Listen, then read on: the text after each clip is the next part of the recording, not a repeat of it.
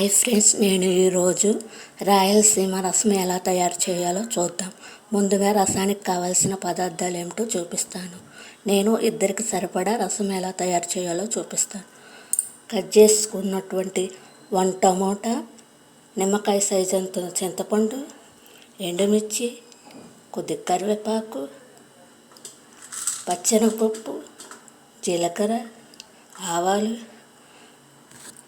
కారం, ఉప్పు, కాస్తంత రసం పౌడర్ నేను ఎలా తయారు చేశానో ముందు వీడియోలో ఉంది.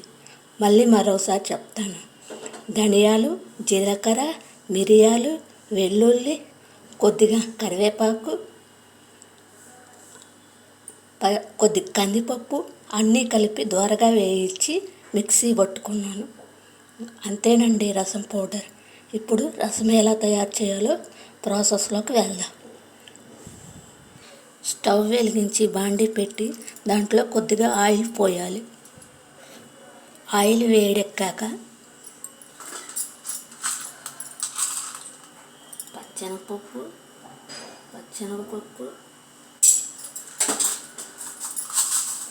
ఆవాలు,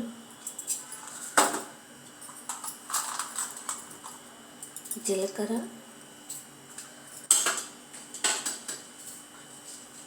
ఎండుమిర్చి,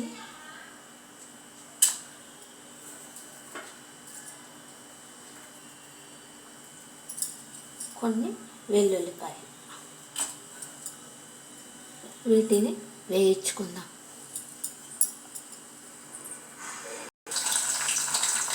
తాలింపు వేడెక్కేలోపు నిమ్మకాయ అంత సైజు చింతపండుని నానబెట్టుకుందాం. తాలింపు వేడెక్కిందండి. ఇప్పుడు కరివేపాకు వేసుకుందాం.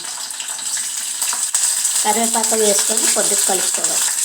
కరివేపాకు వేసినాక 1 సైజు టమోటాని ఇందులో వేసుకుందాం. టమోటా బాగా మగ్గిపోవాలండి. టమోటా బాగా మగ్గిపోయిందండి. ఇప్పుడు 2 స్పూన్ల ఉప్పు,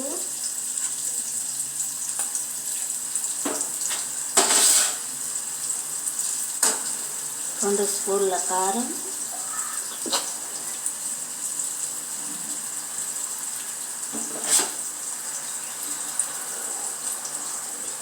2 స్పూన్ల రసం పౌడర్,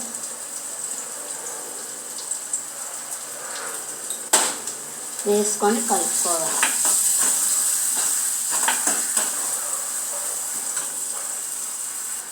ఇప్పుడు నేను ఆల్రెడీ నానబెట్టుకున్నటువంటి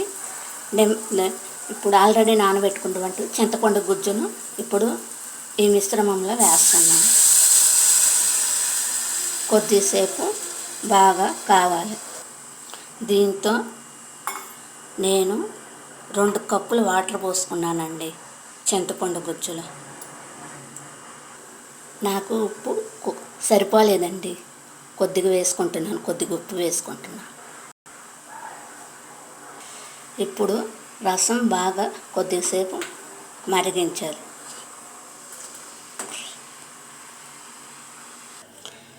రసం మరిగిపోయిందండి. స్టవ్ ఆఫ్ చేశాను. ఒక బౌల్లో రసం మరిగిపోయింది. స్టవ్ ఆఫ్ చేశాను. ఒక బౌల్లో తీసుకున్నానండి.